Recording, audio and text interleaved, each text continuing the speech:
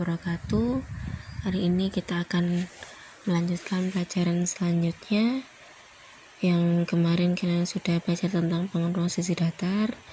Ini materi selanjutnya, KD berikutnya adalah tentang statistika. Saya namai dengan statistika part 1, yakni tentang cara menganalisis, membaca, dan memprediksi berdasarkan data dari tabel atau diagram. Yang di kelas 7 kalian sudah mempelajari tentang menyajikan data dalam bentuk tabel, diagram batang, diagram garis, maupun diagram lingkaran.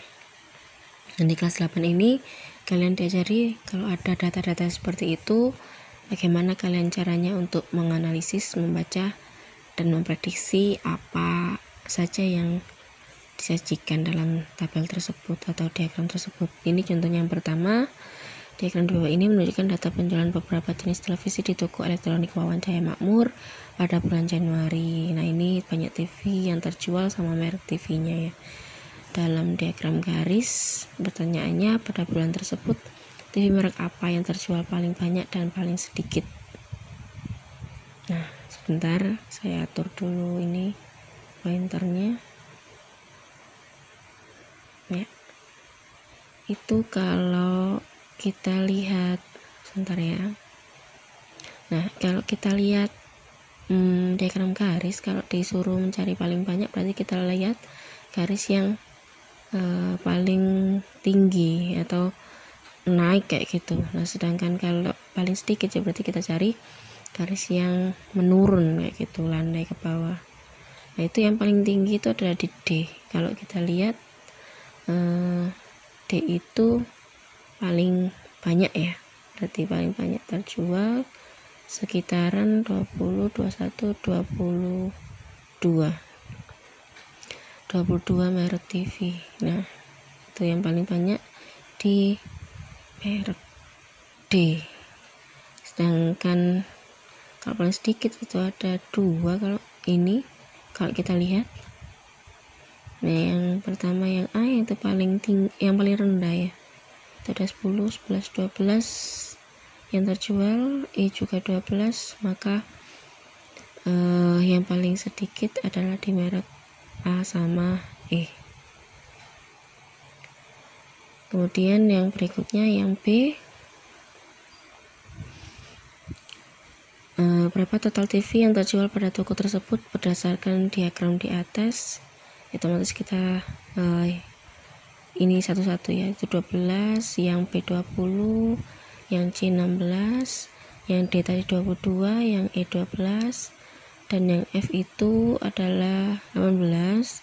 Kemudian yang G adalah bawah 15 berarti 14. Nah, berapa totalnya ya tinggal kalian silakan menghitung sendiri. 12 tambah 20 tambah 16 tambah 22 tambah 12 tambah 18 tambah 14, silakan dihitung sendiri untuk hasilnya ya. Kita lanjutkan soal berikutnya. Ini tentang sains, tentang data panjang kecambah yang ditanam dalam kondisi lingkungan gelap dan lingkungan terang selama 7 hari, disajikan dalam grafik sebagai berikut. Nah, yang gelap digambarkan dengan garis biru, sedangkan yang merah untuk tempat yang terang.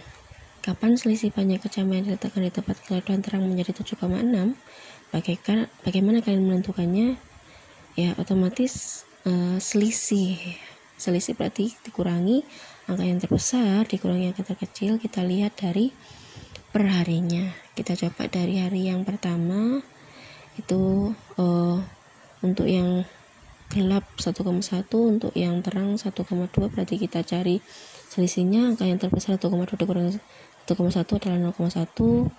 Hari kedua 7,7 dikurangi 5,4 berarti 2,3. Hari ketiga 13,1 dikurangi 8 berarti 5,1. Untuk hari keempat 15,8 dikurangi 9,5 adalah 4,3. Sedangkan hari kelima 18,1 dikurangi 10,5 adalah 7,6.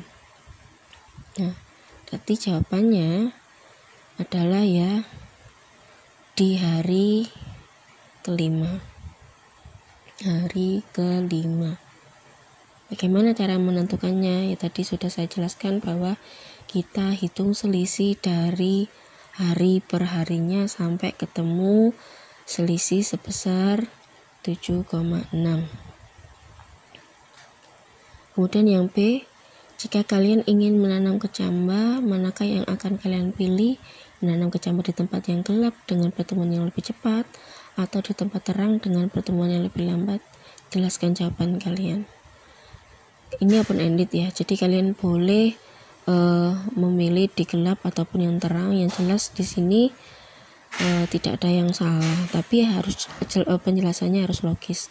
Kalau saya sih memilih di tempat yang gelap karena ini kan semakin tinggi berarti kan semakin cepat juga. Berarti kalau semakin cepat pertumbuhan kecamba, otomatis nanti hasil panennya juga semakin cepat.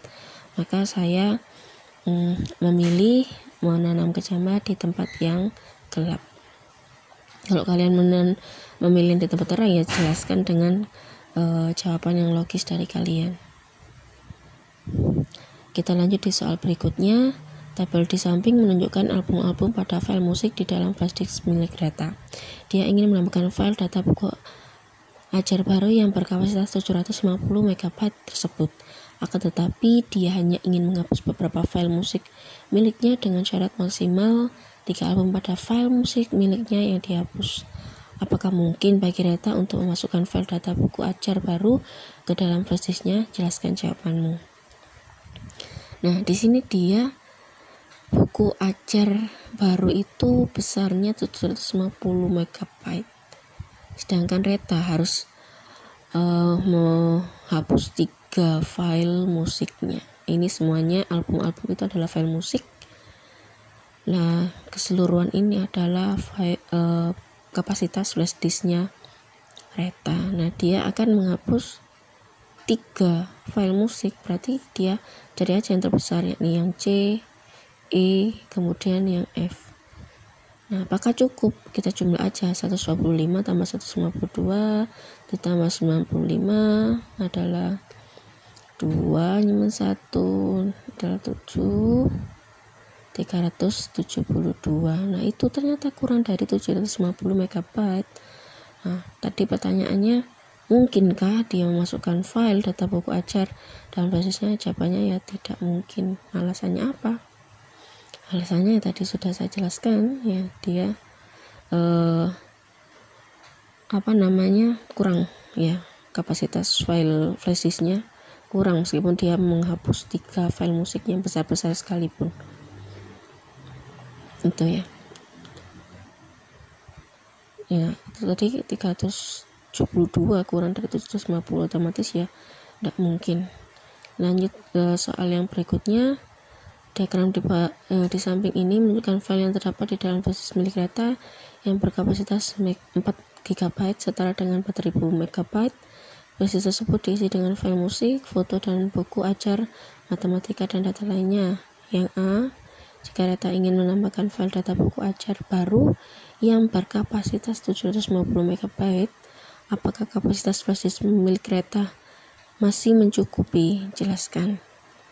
Nah, ini soalnya disajikan dalam diagram lingkaran.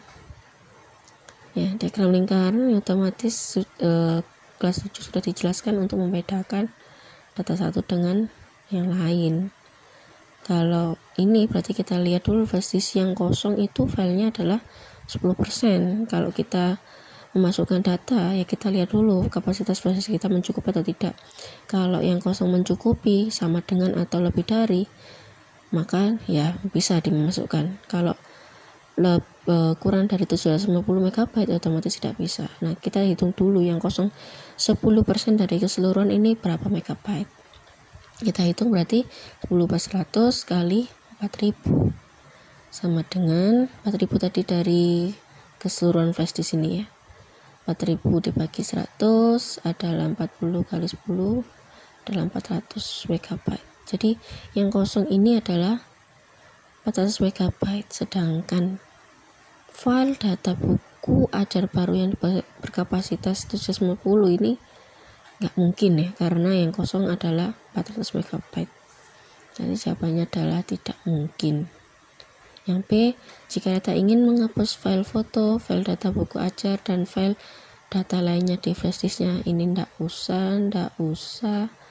Nah, berapa persen dari keseluruhan file musik yang harus dihapus agar data buku ajar baru dapat dimasukkan? Pertanyaannya adalah berapa persen dari keseluruhan file musik, bukan file keseluruhan flash disk ya. Berarti kalau kita lihat dari data yang kosong tadi kan 400 MB, berarti dia harus menambah sisanya di file musik. Kalau kita lihat dari file musik itu kan 20/100 kali 4000, itu sekitar 800 MB. Padahal dia sebenarnya hanya membutuhkan 750 dikurangi 400, ya kan, sama dengan 350 MB. Nah, pertanyaannya tadi, persentase dari keseluruhan file musik, ya gampang saja, itu keseluruhan file musik 800 yang dibutuhkan 350, ya berarti persentasenya adalah 350 per 800 dikalikan 100%, adalah jawabannya 43,75%, 43,75%, gitu ya. Jadi hati-hati dalam pertanyaannya. Kalau yang diminta adalah keseluruhan musik ya, file yang dibutuhkan dari file keseluruhan musik, bukan file keseluruhan flash disk. Jadi hati-hati dalam menjawab.